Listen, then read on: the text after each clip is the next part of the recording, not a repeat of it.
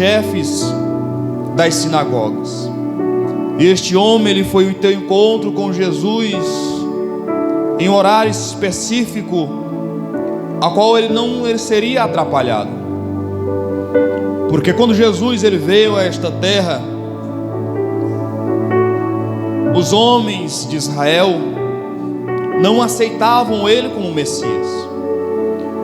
Eles acreditavam que o Messias viria, mas como o povo estava oprimido, o povo de Israel estava debaixo do jugo de Roma, com seus impostos, com suas leis, o povo de Israel mais uma vez estava, pela boa permissão de Deus, debaixo, vamos dizer, de uma servidão.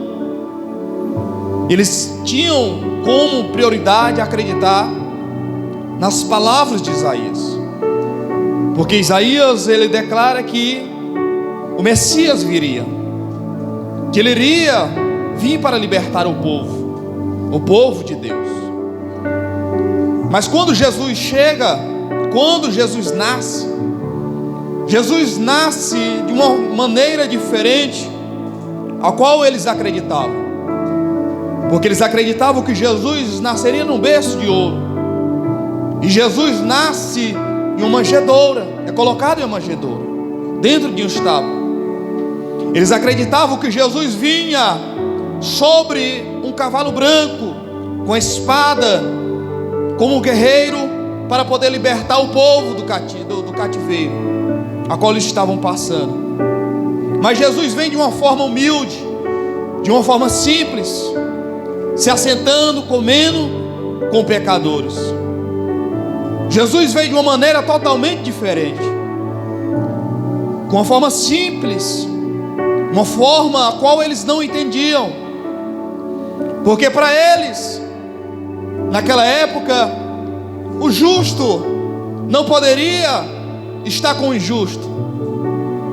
Ou seja, naquela época, por intermédio dos 400 anos que Deus passou sem falar com o povo, por intermédio de profetas, por intermédio de sacerdote, por intermédio da presença de anjos, o povo teve como carro-chefe os fariseus, e os fariseus empregavam ao povo de Israel um jugo pesado, e este jugo era muito pesado, porque eles empregavam dizendo que o homem são, que para eles era um puro, não poderia de maneira alguma se assentar com um homem que estivesse impuro, porque assim ele poderia ser contaminado, porque assim ele poderia deixar de ser puro e se tornaria impuro. E este jugo era pesado, porque naquela época haveria muitas pessoas que eram coxos, que eram cegos, que sofriam de muitas enfermidades, e essas pessoas, elas eram maltratadas, essas pessoas, elas eram retiradas da cidade, porque havia um lugar dos enfermos, eles não ficavam no lugar aonde os sãos estavam. E Jesus chega de uma maneira totalmente diferente. Ele não chega para condenar estas pessoas. Jesus ele não chega com olhar de condenação, com a palavra de condenação. Jesus chega com a palavra de exortação.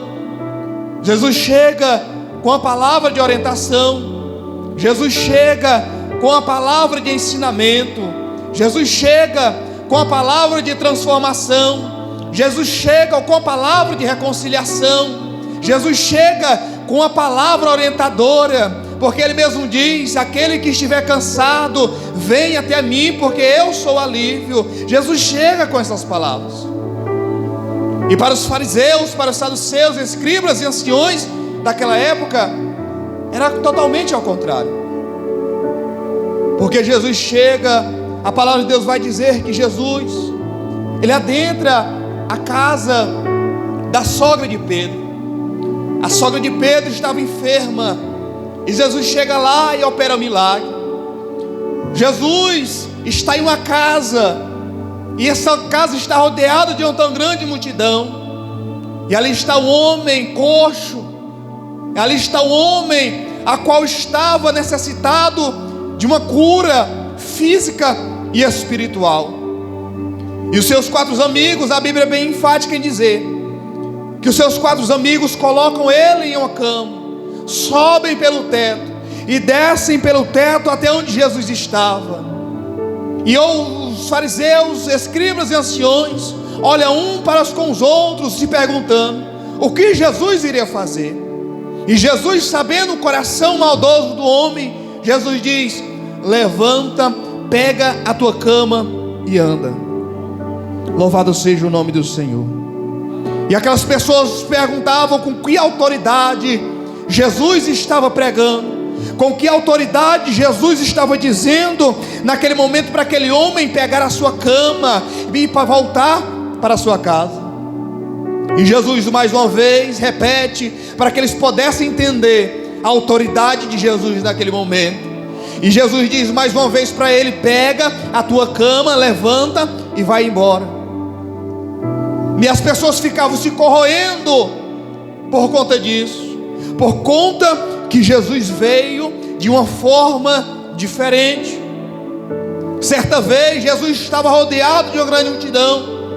Lá vem um chefe do exército, lá vem um homem poderoso, a qual ele mesmo diz: se eu disser para ir, vai. Se eu disser vir para vir, vem. Se eu disser para ficar, fica. Se eu disser levanta, levanta. Se eu disser senta, senta. Mas eu preciso de algo. Era de algo que aquele homem não podia fazer.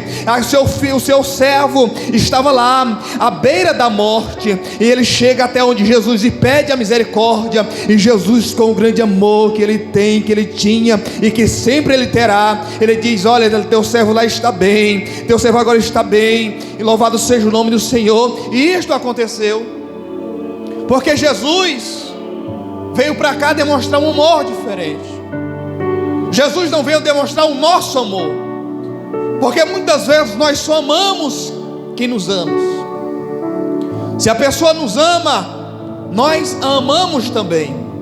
Mas se a pessoa não nos ama, nós deixamos de amar a ela. E é bem interessante nós olharmos a obra missionária de Deus, porque se nós formos olhar lá para o Antigo Testamento, nós vamos ver Deus operando com o seu amor. Na criação nós vemos Deus juntamente com o Filho e com o Espírito Santo ali trabalhando na criação do homem. E o que aconteceu? O homem, por intermédio do seu livre-arbítrio, tornou-se pecador por desobedecer a Deus. Deus, naquele momento, ele poderia dizer: maldito seja o homem, não tem amor, não tem perdão para o homem. Mas foi totalmente ao contrário. A Bíblia vai dizer que Deus te retira Adão e Eva do Éden, mas não deixa de amar a humanidade. Mesmo o homem se tornando pecador, com a vergonha moral, com a vergonha espiritual, com a vergonha física, mas Deus não deixou de amar o homem. Vem o primeiro suicídio, a primeira morte por intermédio de um homem para com o homem, a qual Caim mata o seu irmão Abel. Mas Deus continua amando o pecador. A Bíblia vai nos dizer que Deus, ele fala claramente com Noé, para que Noé pudesse construir a arca, para que ele pudesse ali retirar-se daquela região, porque Deus havia de enviar um julgamento, uma demonstração do amor de Deus. Porque se Deus não amasse o homem com seus erros, com suas falhas, Deus não teria falado com Noé. Deus teria enviado o dilúvio, teria matado toda a espécie humana, para que não viesse ter nenhuma raiz de frutificação. Mas Deus é amor. Nosso Deus é amor. O nosso Deus nos ama. apesar de nossas falhas, apesar de nossos erros, apesar de tudo que fazemos no nosso dia a dia contra a vontade do nosso Deus, Ele continua nos amando.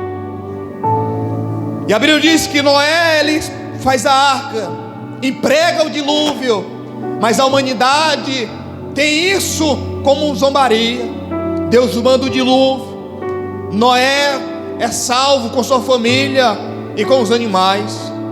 Mas depois disso, desse acontecimento, o homem ainda se revolta ou continua se revoltando contra Deus.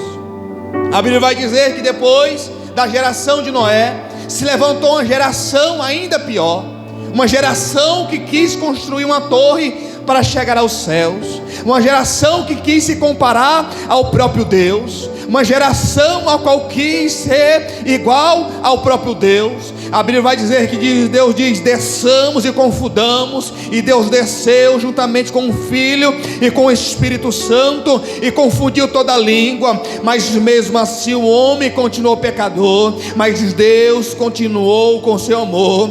Deus chama Abraão e diz para ele: olha, Abraão, sai do meio da tua parentela, sai do meio deste povo e vai a uma terra a qual tu não conhece. Abraão se levanta, pega o seu povo, pega a sua esposa e sai daquela